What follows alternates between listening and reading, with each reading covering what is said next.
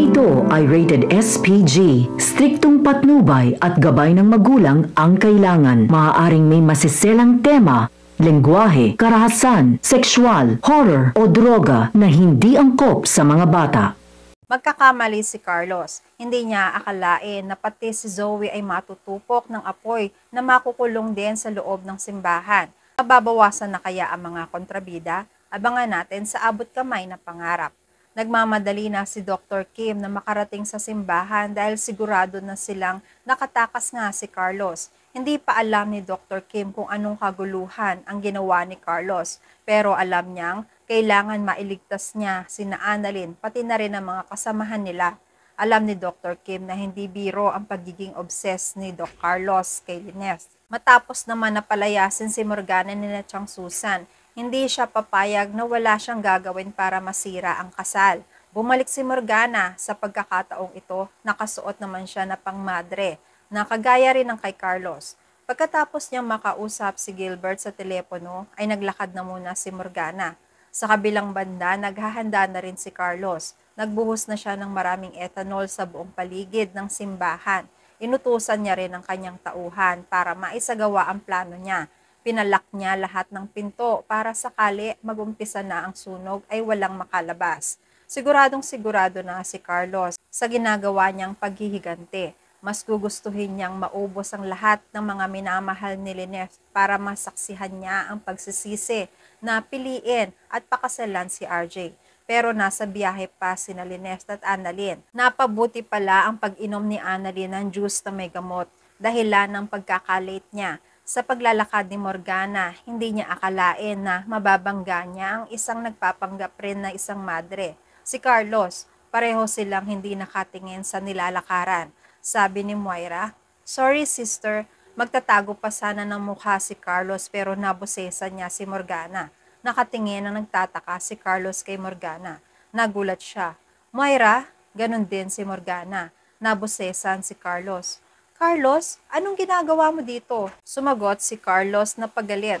"Ikaw, Moira, anong ginagawa mo dito? Manggugulo ka rin?" Natatawa si Morgana. "Gusto kong masaksihan ang kasal ng ex-husband ko. Ikaw, gusto mo rin bang makita ang kasal ng ex-wife mo? Nahuli ka na, sarado na ang lugar, nag-uumpisa na ang kasal." Natatawa lang si Carlos. "Paano magsisimula ang kasal kung hindi naman darating ang bride?" Nagtataka si Morgana. "Sarado na ang simbahan pero wala si Lineth." "Teka, anong ginawa mo kay Lineth?" Sumagot si Carlos. "Sarado na ang simbahan, hindi na makakapasok si Lineth." Patuloy pa rin ang pagtataka ni Morgana. "Hindi kita maintindihan." "Oo nga, sarado na ang simbahan, pero hinihintay lang nila si Lineth. Unless may ginawa ka sa kanya." Nakangiti si Carlos. "Abangan mo na lang dahil nag-uumpisa na ang main event." Maya-maya ay may naamoy na usok si Morgana. Hindi pa niya alam na unti-unti nang lumalaki ang apoy dahil sa nakapalibot na ethanol sa buong paligid ng simbahan. Sa loob ng simbahan, sigaw ng sigaw si Zoe na kailangan nilang makalabas. Hindi siya iniintindi ni na Giselle at RJ dahil kilala si Zoe bilang isang taong sinungaling. Walang naniniwala sa kanya. Baka kasi gawa-gawa niya lang ang kwento para hindi matuloy ang kasal. "Dad, Tita Giselle, kailangan na natin makalabas ngayon na." Nakatingin lang sina RJ at Giselle hanggang sa biglang nagkagulo na nga dahil may mga taong nakalanghap ng usok. Nahihilo at umuubo na sila dahil sa dami ng usok ang nalalanghap nila. Palibhasa si Chang Susan ay naghihintay kay Lineth, nasa gilid lang siya. Nakalanghap din siya agad ng usok. Inaalalayan siya ni na Josa dahil nahihilo na si Chang Susan. Sabi ni Josa, "Chang, ayos ka lang ba? Huwag kang bibigay. Sandali lang makakalabas din tayo dito." Sumagot si Chang Susan. "Saan ba tayo lalabas? Lahat ng pintuan dito nakalak. May isang babae pa doon ang sabi nakakaamoy raw siya ng usok. Buong paligid ata nito ay nababalot na ng usok." Nagtataka na si RJ. "Anong nangyayari, Josa?" Sumagot si Josa. "Oo nga po, Doc RJ. Nababalot na raw po ng usok ang simbahan. Yung iba naman nagsasabi ng parang may nagsisiga sa buong paligid." Nagsalita si Zoe. "Yan ang sinasabi ko sa inyo, Daddy. pero hindi kayo naniniwala. Natrap na tayo dito sa loob dahil merong naglock ng pinto mula sa labas. Kailangan natin matulungan ng mga tao na makalabas na dito sa mabilis na panahon hanggang sa nanghihina na si Chang Susan dahil sa dami ng usok na nalanghap niya. Natataranta si Josa. Sinisigaw niya ang pangalan ni Chang Susan para gumising. Sabi ni RJ, Josa, ikaw na muna ang bahala kay Chang Susan. Takpan mo lang ng basang towel ang mga ilong ninyo. Dumapa kayo hanggang makahanap tayo ng madadaanan. Tutulong ako sa paghahanap ng pintuan na malalabasan natin. Kumilos na rin si Zoe sa pagtulong. Nakakita si Zoe ng pintuan pero nagkakastampid na rito dahil ang lahat ay nag-uunahan na makaligtas. Sinisigawan ni Zoe ang mga tao na huwag magtulakan para lahat ay makalabas ng maayos, pero walang nakikinig. Sa patuloy na pag-uusap ni Morgana at Carlos, pangiti-ngiti pa si Carlos. Carlos, bakit amoy usok? Anong ginawa mo? Sinunog mo yung lugar? Siraulo ka ba talaga? Sumagot si Carlos.